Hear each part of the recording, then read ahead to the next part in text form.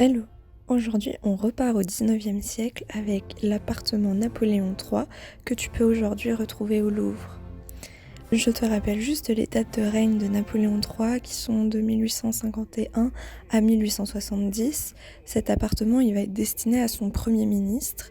Le style Napoléon III, ça va être un style qui se fait connaître avec le développement urbain, notamment avec le baron Haussmann, que tu connais très bien, et par exemple l'avenue de l'Opéra. On va avoir le projet du Grand Dessin qui a pour objectif de faire rejoindre la cour carrée au palais des Tuileries, qui n'existe plus aujourd'hui.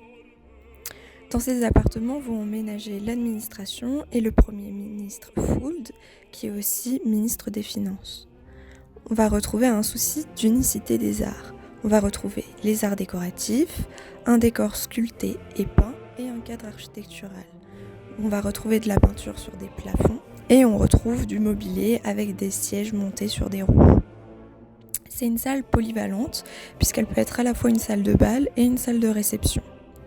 On a un cercle de plantes entouré d'une banquette qu'on va appeler une borne.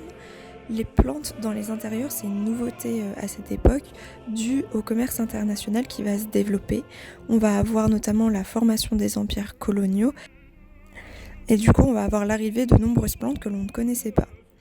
Il n'y a pas beaucoup de lumière, les fenêtres elles vont pas donner beaucoup de lumière dans ce salon.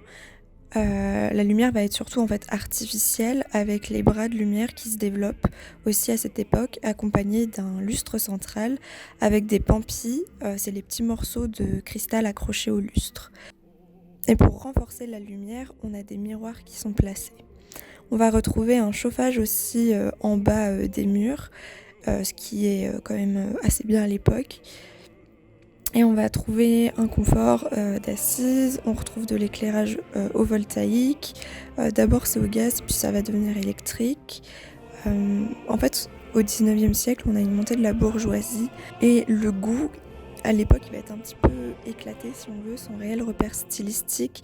Et la bourgeoisie, elle va essayer de légitimer son pouvoir en adoptant des styles royaux pour faire genre qu'ils vivent une vie de château, par exemple. Donc on va choisir le Moyen-Âge, car on remonte le temps. Ce qui était à la mode, c'était le néoclassicisme, en référence à l'antique. Donc ce qui vient juste après l'antique, c'est le Moyen-Âge.